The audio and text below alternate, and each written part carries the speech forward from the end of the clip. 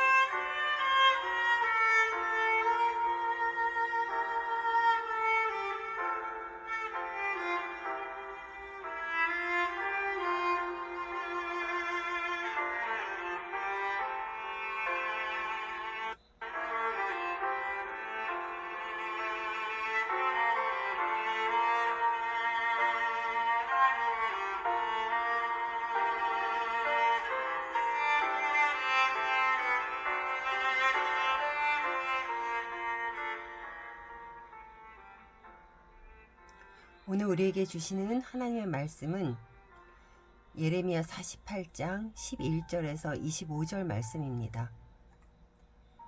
모압은 젊은 시절부터 평안하고 포로도 되지 아니하였으므로 마치 술이 그 찢기 위에 있고 이 그릇에서 저 그릇으로 옮기지 않은 같아서 그 맛이 남아있고 냄새가 변하지 아니하였도다. 그러므로 여호와께서 말씀하시니라. 날이 이르리니 내가 술을 옮겨 담는 사람을 보낼 것이라. 그들이 기울여서 그 그릇을 비게 하고 그 병들을 부수리니 이스라엘 집이 베델을 의뢰함으로 수치를 당한 것 같이 모압이 그못으로 말미암아 수치를 당하리로다. 너희가 어찌하여 말하기를 우리는 용사요 능란한 전사라 하느냐. 만군의 여호와라 일컫는 왕께서 이와 같이 말하노라. 모압이 황폐하였도다. 그 성읍들은 사라졌고 그 선택받은 장정들은 내려가서 죽임을 당하니 모압의 재난이 가까웠고 고난이 속히 닥치리로다. 그의 사면에 있는 모든 자여, 그의 이름을 아는 모든 자여, 그를 위로하여 말하기를 어찌하여 강한 막대기 아름다운 지팡이가 부러졌는고 하니라 할지니라. 디본에 사는 딸아, 내 영화에서 내려와 메마른 데 앉으라.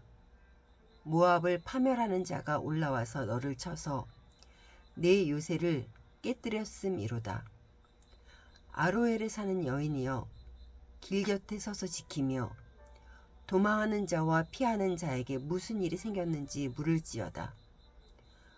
모압이 패하여 수치를 받나니 너희는 울면서 부르짖으며 아르논가에서 이르기를 모압이 황폐하였다 할지어다.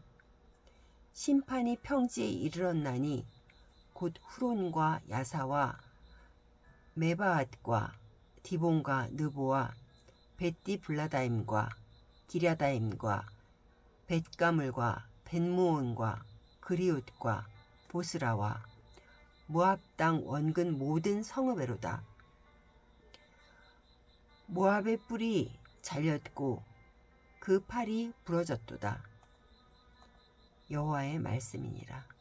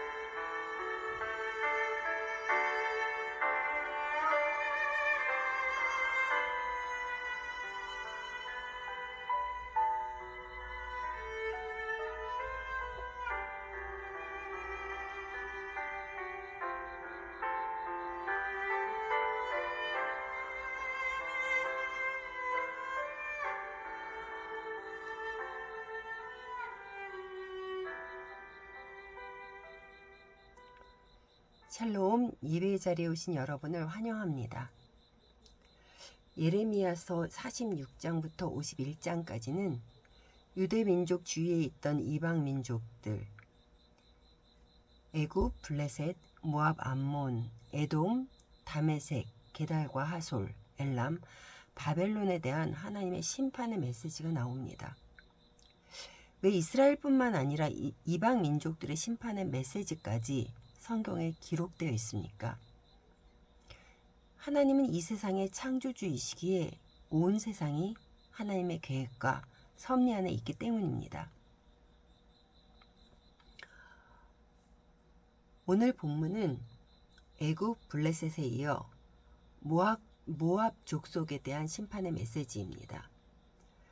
창세기 19장에 보니 롯과 롯의 큰딸 사이에서 태어난 모압의 후손들입니다. 소돔에 거하던 아브라함의 조카 롯과 그의 가족은 소돔에 대한 하나님의 심판을 피해 소돔을 떠났지만 롯과 그의 두 딸만 살아남았습니다. 롯의 두 딸은 더 이상 후손을 이어갈 남자가 없음을 알고 아버지 롯으로 인해 아들을 낳았는데 큰딸이 낳은 아들이 모압, 바로 오늘 우리 본문에 등장하는 모압 족속의 선조입니다. 모압 족속하면 여러분이 어떤 일을 기억하시나요?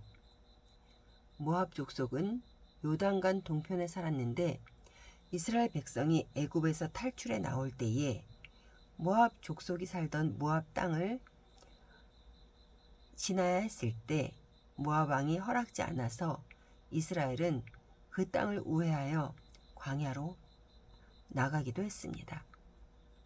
이스라엘 백성이 여리고 맞은편 모압 평지에 진쳤을 때 모압 왕 발락은 발람을 매수하여 이스라엘을 저주하게 하려고 한 적도 있었고, 이스라엘이 시딤에 있을 때에 모압 여인들 때문에 이스라엘 남자들이 음행에 빠져 하나님의 진노를 받은 사건도 있었습니다. 모압 족속은 혈통적으로 아브라함의 조카인 롯의 후손이지만 늘 이스라엘 백성에 속하지 못한 이방 민족으로 취급을 당하였고, 이스라엘 역사에 있어서는 적대적인 정치적인 군사적인 관계였습니다. 하나님께서는 예레미야를 통해 모압 족속에게 이렇게 심판의 메시지를 전합니다. 이유는 이렇습니다. 7절에 보니 내가 내 업적과 보물을 의뢰함으로. 모압에는 튼튼한 요새가 각 지역마다 있었고 도시들에는 수많은 농산물로 가득한 창고가 있었습니다. 그래서 그들은 적의 침해 없이 평안을 누리며 어려움 없이 지낼 수 있었습니다.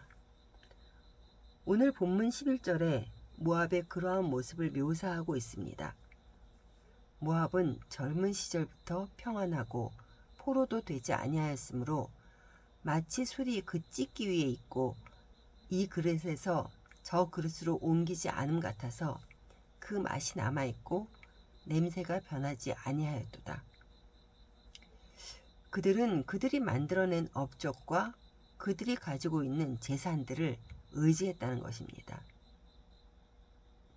사랑하는 성도 여러분, 모압 족속의 생활은 누구나 부러워할 만하지 않습니까? 세상 것을 의지하면 할수록 하나님께 가까이 가기는 어렵습니다. 그러한 업적을 이룰 수 있도록 하신 하나님께 영광을 올려드려야 하고, 풍족하게 주신 하나님께 감사드리며 이웃에게 흘려보내야 하는 삶을 살아야 하는데 말입니다. 그래서 우리가 풍족할 때 조심해야 합니다. 사단은 교묘하게 이러한 틈을 타서 영적 긴장의 끈을 놓치게 합니다. 그럴 때 더욱 하나님 안에서 나 자신을 돌아보아야만 합니다. 계속해서 모압이 심판받는 이유가 13절에 나옵니다. 이스라엘 집이 베델을 의뢰함으로 수치를 당한 것 같이 모압이 그못으로 말미암아 수치를 당하리로다. 북이스라엘의 왕이 된 여로보암은 이스라엘 백성들을 예루살렘 성전에 올라가지 못하게 베델과 단에 금송아지를 세워놓고 제사를 드리게 하였습니다. 하나님만 섬겨야 하는 이스라엘 백성들은 계속되는 우상 숭배로 결국은 아수르에게 망하고 백성들은 흩어집니다. 모압도 그들이 섬기는 신인 그모스로 인해 그렇게 된다는 것입니다. 그모스는 전쟁의 신으로 특히 전쟁 중에 전세가 불리하게 되면 사람을 제물로 바쳐 승리를 기원하곤 했습니다. 실제로 모압왕 메사는 열왕기하 3장 27절에 보면 이스라엘과의 전투 중에 전세가 불리해지자 자신의 맏아들을 제물로 바쳐 불로 태워 그모스 신에게 제사를 지낸 바 있습니다. 그들은 포로가 돼보지 않았으니 더욱 전쟁의 신이 지켜준다는 어리석은 생각을 했을 것입니다. 그래서 모압과 메사는 왕위를 물려받을 맏아들까지 제물로 바치는 무모한 짓을 했던 것입니다. 모압 족속은 롯의 후손으로 땅을 상속받은 사람들이지만 신앙적 유산이 대대로 내려오지 않았습니다. 그들은 그들의 업적, 재산이 우상이었고 전쟁의 신 그모스가 그들의 우상이었습니다. 아무리 세상에서 누린다 할지라도 부러워하지 마십시오. 하나님이 없는 그들의 결국은 멸망입니다. 사랑하는 성도 여러분, 하나님께 온전히 올려드려야 하는 영광을 내가 받고 있지는 않습니까? 사단은 하나님께 영광을 올려드리는 척하면서 자신이 영광을 받게 만듭니다. 그래서 정신을 똑바로 차려야 합니다. 우리가 하는 모든 것, 우리의 가진 모든 것을 통해서 오직 하나님만이 영광을 받으실 수 있습니다. 이 사실을 기억하시면서 오늘도 우리에게 말씀으로 임하시는 하나님께 감사와 찬양을 올려드리는 시간 되시기를 간절히 소원합니다.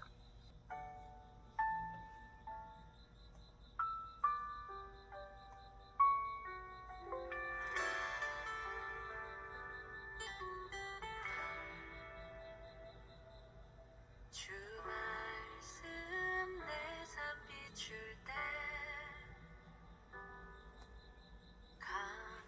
감사하게 하소서. 내게 주신 말씀 그 말씀을 따라